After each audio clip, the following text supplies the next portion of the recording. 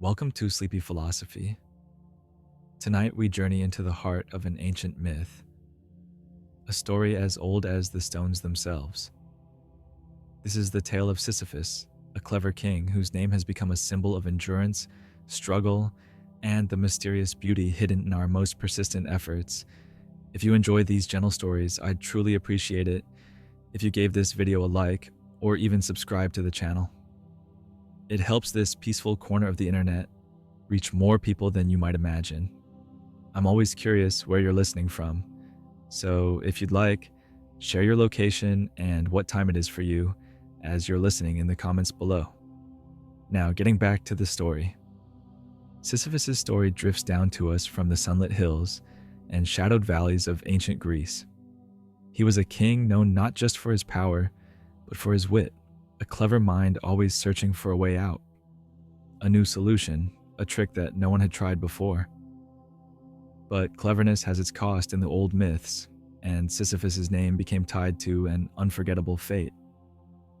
For his trickery, he was given a task with no ending: to push a heavy stone up a steep mountain, only to see it slip from his grasp and roll back down each time he neared the top. This is a story of cycles, of effort and repetition, of hope and disappointment, of striving and starting again. It asks us what it means to face a task with no clear reward, and how meaning can still be found in the smallest moments, even in the most endless of journeys. Tonight, we walk beside Sisyphus on his mountain path. We listen for echoes of his struggle in our own lives, and wonder together what quiet wisdom lies in the rhythm of the stone and the climb. The world around Sisyphus is hushed, as if the mountain itself is holding its breath. In the pale light before dawn, mist curls along the rocky slopes, and distant stars linger above the horizon. The stone waits at the foot of the path, cool and unmoving, while a faint breeze stirs the wild grasses that line the trail. Here, in this quiet space between night and morning, every sound seems softened. The slow scrape of stone on earth, the whisper of wind through scattered olive trees, the steady rhythm of footsteps echoing on ancient ground. Time feels different on this mountain. There is no rush, no crowd, no demands, only the gentle repetition of movement, the calm persistence of one person and one stone. As you listen, let the stillness of this place settle around you. The pace is slow, each moment stretching out, inviting you to notice the small details: the shape of the clouds drifting overhead, the shadows cast by the rising sun, the patient curve of the mountain path winding endlessly upward. In the tapestry of Greek mythology, Sisyphus is a figure woven from both cleverness and defiance. He was once a mortal king, resourceful, inventive, and unafraid to challenge the will of the gods themselves. His story appears in the oldest tales, whispered by poets and philosophers who saw in him a symbol of human ingenuity and stubborn spirit. Sisyphus' life was marked by a series of clever escapes and bold schemes. He outwitted his enemies and even the gods on more than one occasion, slipping through traps that would have caught lesser men. But the ancient Greeks knew that fate has a long memory. Every clever act, every challenge to the natural order left its mark. As his story was passed down through generations, Sisyphus became more than a king with a sharp mind. He became a legend. His name would forever be linked to a task both simple and impossible, a journey with no destination but the journey itself. Sisyphus' reputation was built on cunning. He delighted in puzzles, bargains, and tricks, always searching for a way to bend the world to his will. When death came for him, Sisyphus managed to chain death itself, so that no one in the world could die until the gods intervened. In another tale, he deceived mighty Zeus by revealing one of the king of gods' secrets. For a time, Sisyphus' cleverness seemed unstoppable. He found loopholes in the laws of nature, delayed his fate, and twisted even the gods' commands. But the myths remind us that every trick carries its price, and Sisyphus's debt came due at last. For all his mischief, the gods decreed a punishment that matched his spirit, a challenge he could never outwit, a task he could never finish. Sisyphus was condemned to push a heavy stone up a steep mountain, only to watch it tumble back down each time he neared the summit. There would be no escape, no clever solution, only the endless return to the foot of the mountain and the stone waiting once more. Stories like that of Sisyphus echo through the whole landscape of Greek mythology, where mortals and gods are always entwined in a dance of ambition, pride, and fate. The ancient Greeks filled their world with tales of heroes who dared too much, tricksters who tested the limits, and souls who wandered between hope and despair. Sisyphus is a cousin to figures like Prometheus, who stole fire from the gods and suffered for his boldness, or Tantalus, forever reaching for fruit and water just beyond his grasp. These stories remind us that cleverness and courage often walk alongside stubbornness and risk. In each, there is a tension between human longing and the boundaries set by the gods, a sense that every gift comes with a shadow, and every act of rebellion invites a lesson. In this way, Sisyphus stands as a symbol not only of punishment, but of the unbreakable spirit found in so many ancient tales. His journey up the mountain becomes a quiet reflection on the struggles and cycles that thread through all human lives. Imagine Sisyphus alone on the mountainside, his hands pressed against the rough, familiar surface of a boulder as large as himself. The air is cool and thin, scented with wild thyme and dust. He leans in, feeling the weight of the stone settle against his shoulder, bracing his feet against the shifting earth. With steady determination, he begins to push. Each step is measured, slow, and deliberate. The stone moves by inches, grinding softly against the mountain path. Far below, the valley lies still in the early light, while above, the summit seems both impossibly near and endlessly distant. Sometimes the path grows steeper, the ground loose beneath his sandals. The sun rises, casting long shadows that drift across the rocks. Sisyphus's muscles ache, but he pushes on, his breathing even and quiet. There's only the steady rhythm, push, pause, breathe, over and over. At last he draws near the top, the world opening up before him. But just as he reaches the crest, the stone slips from his grasp. It begins to roll, first slowly, then gathering speed, rumbling down the mountainside and vanishing into the mists below. Sisyphus stands for a moment in silence. Then, without complaint or celebration, he turns and walks back down the slope, his shadow stretching behind him. At the bottom, the stone awaits, ready to begin again, as it always has and always will. The mountain is endless, a sweep of dark earth and ancient stone that seems to rise forever into the clouds. Its slopes are worn smooth by centuries of wind, rain, and the steady passage of the solitary figure below. No birds cry here and no travelers pass. Only the hush of eternity clings to the heights. The stone itself is both burden and companion, a perfect sphere shaped by fate and time. Its surface is cold to the touch, flecked with scars and the white dust of many failed ascents. It is neither friend nor enemy, simply a presence, heavy, unchanging, always waiting at the foot of the mountain for Sisyphus to return. And so the cycle repeats. Each day, Sisyphus bends his strength to the stone, urging it upward along familiar grooves in the earth. Each day, just as hope glimmers near the summit, gravity and fate conspire to draw the stone back down. There is no ending, no escape, only the gentle, steady rhythm of effort and return. An unbroken circle spun out beneath the silent sky. This is the world of Sisyphus. Mountain, stone, and the never-ending path between them. In this ceaseless journey, a quiet kind of meaning flickers, found not in the reaching of the summit, but in the act of beginning again. His hands are rough and calloused from the endless climb, fingers tracing the cool, gritty surface of the stone. Each ridge and hollow is familiar to him, worn by countless journeys, shaped by the pressure of his palms and the scrape of stone against stone. Sometimes, in the early morning, a faint mist beads on the rock, making it slippery beneath his grip. Other times, the midday sun warms the boulder, turning it into a stubborn ember beneath his touch. Above, the mountain heights are silent. There is a hush that settles over the upper slopes, where even the wind seems to pause, and the world narrows to Sisyphus, the stone, and the long, sloping path.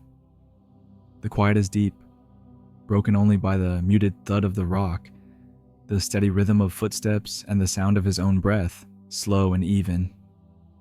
The weight of routine wraps itself around each day, heavy but oddly comforting. There is a certainty to this work, a rhythm that never changes, the gathering of strength, the careful push, the short pauses to catch his breath. It is a pattern as old as memory, a slow dance between hope and surrender, struggle and release, repeated again and again beneath the vast, unchanging sky. The myth of Sisyphus lingers in the mind long after the story is told. Why should a life filled with endless repetition, an effort doomed never to reach its goal, matter to us? The ancient Greeks saw in Sisyphus a question as much as a warning, a puzzle about what it means to strive and struggle, even when the outcome is never in doubt. Some hear the story and feel only the weight of futility. Others, though, sense something quieter and more subtle, a glimpse of courage in the simple act of continuing, a quiet dignity in doing the work each day demands. The mountain does not grow smaller and the stone does not become lighter, but still Sisyphus returns, again and again, to the beginning. Perhaps the meaning is not found at the summit or in some final victory, but along the path itself. In the patient push against the stone, there is a lesson about persistence, resilience, and the mysterious strength it takes to begin anew, no matter how many times we have done so before. Long after the ancient storytellers had spoken, the tale of Sisyphus found new life in the thoughts of philosophers and dreamers. One such thinker, living many centuries later, gazed upon the mountain and saw not just a punishment, but a kind of freedom. In the endless rhythm of Sisyphus's climb, there is a strange, luminous clarity. Each step, each breath, each turn back down the slope becomes its own moment, full and real, complete in itself. The summit may never be reached, and the stone may always roll away, but Sisyphus's journey belongs to him alone. The struggle itself, lived honestly and without illusion, becomes something more than suffering. It becomes a way to make meaning where none is given, to find light along a path that seems only to circle. In this telling, Sisyphus is not defeated by his fate, nor defined by the stone he pushes. He becomes, instead, a symbol of endurance and quiet acceptance. A reminder that even in the most repetitive tasks, there is room for purpose, for reflection, and for a quiet kind of joy. There is something quietly remarkable in the figure of Sisyphus as he walks down the mountain once more, hands empty yet spirit unbroken. Each new ascent is an act of resilience, a soft refusal to surrender, a silent promise that, even if the task never ends, he will not turn away from it. In the space between the rolling stone and the next climb, a kind of hope flickers. It is not the hope of triumph or escape, but the simple, steady hope that comes from meeting each day as it arrives. Sisyphus' struggle becomes a meditation. He learns the shape of the stone, the rhythm of the path, the hush of dawn and dusk on the mountain. Through repetition, he finds a certain peace. The endless cycle becomes a familiar companion, and the burden, though heavy, loses its bitterness. Sisyphus does not wait for a different fate. Instead, he makes meaning with each step, discovering again and again the quiet strength that lies in persistence and presence, and perhaps a kind of happiness known only to those who choose to begin anew. Though Sisyphus's mountain may rise in the realm of myth, his story quietly echoes in the rhythms of ordinary life. Each of us, in our own way, faces tasks that return with the dawn: a floor to sweep, a lesson to learn, a routine to begin again. There are moments when the weight of repetition can feel as steady and unchanging as a stone, yet within these daily cycles there is room for grace. We too can find small meaning in the turning of routines, in the slow unfolding of effort, in the little rituals that shape our days. There is comfort in familiar patterns, in the quiet assurance that every morning brings a chance to begin once more. The myth of Sisyphus reminds us that our journeys do not have to end with triumph to be worthwhile. There is dignity and even a kind of beauty in simply continuing, in greeting the day, lifting the stone, and carrying it forward with gentle persistence. In the gentle repetition of Sisyphus's journey, there is a hidden invitation to notice the small, almost invisible moments of peace that arise within routine. The warmth of sunlight on stone, the coolness of early morning air, the soft hush of the mountain in twilight. These moments, fleeting and simple, become treasures scattered along the path. Persistence does not always roar. Often it moves quietly through the hours, folding clothes, brewing tea, turning a page, or simply taking another step. There is a quiet honor in tending to these small acts, in returning to our tasks with care, and in trusting that meaning can grow in familiar soil. If we look closely, we may find that within the cycle of daily effort, there are glimpses of beauty and peace. A bird singing at the window, the pattern of shadows on a wall, the steady sound of our own breathing. Sisyphus's story reminds us that even when the work seems endless, each moment is unique, each step a chance to discover something gentle and new. Sisyphus's endless climb is not a rule or a warning, but a quiet metaphor carried through time. The mountain, the stone, the path repeating, these are shapes that move through every life in their own quiet way. His journey invites us not to seek answers, but to notice the mystery of the climb itself. There is no tidy lesson at the end of the story, no golden meaning hidden at the summit. Instead, Sisyphus's journey becomes a mirror, reflecting back our own moments of perseverance and our own silent hopes. It asks nothing of us and offers only a gentle invitation to witness the rhythms of our days, to hold the familiar burdens with kindness, and to find, somewhere in the repetition, a quiet sort of wonder. So the mountain remains silent beneath the changing sky, and the stone waits, steady as time itself. Somewhere on that quiet slope, Sisyphus continues his climb, not as a warning, but as a presence, enduring and patient. His story drifts on the evening breeze, settling quietly among our own memories of effort and renewal. As the day folds into night and the world grows still, the image of the solitary figure and his stone lingers, reminding us that even in endless return, there is space for meaning and perhaps for peace. Let the rhythm of the mountain and the hush of the climb remain with you, soft as a thought before sleep, steady as a story that has no ending, only a gentle beginning again and again. As the echoes of Sisyphus's journey fade into the quiet of the night, there is no need for final answers, only the gentle hush of the mountain, the calm persistence of the climb, and the sense that even within the familiar, something new may always be found. Let the stillness settle around you, spacious and open. May you carry with you the thought that within each return, each simple act, there lies the possibility of discovery, a subtle promise that, like Sisyphus, we can find meaning not in endings, But in the endless unfolding of the journey itself,